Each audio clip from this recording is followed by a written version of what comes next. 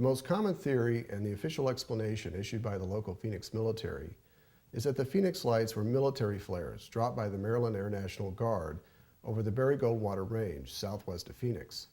That was just ridiculous. Flares go down, they don't float across the sky. Being in the military, I've launched those flares, and they were not flares. Because flares fall, up and down. They don't fall. Even in the wind, they don't maintain that altitude. While it is certainly possible that the military did in fact drop flares around 10 p.m., their flare drop does not coincide with a mass sighting witnessed by approximately 10,000 people across the state of Arizona and in locations all over Phoenix earlier that evening.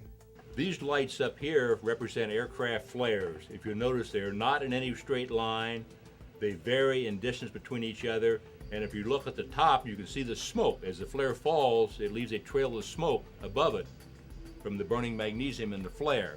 Flares are moving relative to each other. They're moving at different speeds.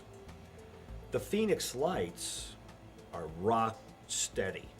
Many experts agree that if the Air National Guard dropped any flares at all on the evening of March 13th, it was solely for the purpose of creating a smokescreen to confuse the facts, and that many reported sightings were of the flare drop, which the military could later explain away. It is a ready explanation for what everybody saw. And that makes it easy for the public to just seize on that and, oh, what they saw was flares.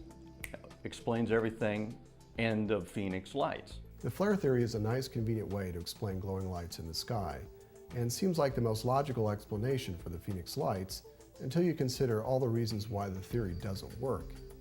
First, consider the fact that the Berry Goldwater Range has been in continuous operation since 1941, and countless flares have been dropped over the range for several decades. Wouldn't you think that people in Phoenix would be used to seeing them? What would prompt thousands of people to suddenly call into local newspapers, police stations, news stations, radio stations, and Luke Air Force Base, all on the same night and all around the same time? It's plainly obvious that many people saw something very strange, not something as routine as a flare drop, and felt compelled to report it and find out what it was. The biggest hole in the flare theory is that it completely contradicts thousands of eyewitness testimonies consistently describing a massive V-shaped craft flying slower than the stall speed of a small plane, totally silent and very low to the ground. Some witnesses were directly underneath as the craft flew over. According to witness accounts, at least one large V-shaped craft, and possibly other triangular craft, flew across the entire state of Arizona, starting from the small town of Paulden all the way down to Phoenix and Tucson. Flares don't travel hundreds of miles, and witnesses in southern and northern Arizona couldn't possibly see flares over the Berry Goldwater Range. Another valid argument against the flare theory is that these mysterious orbs are commonly seen over populated areas of Phoenix and the Gila Bend Indian Reservation. Nobody would ever drop those flares over a populated area.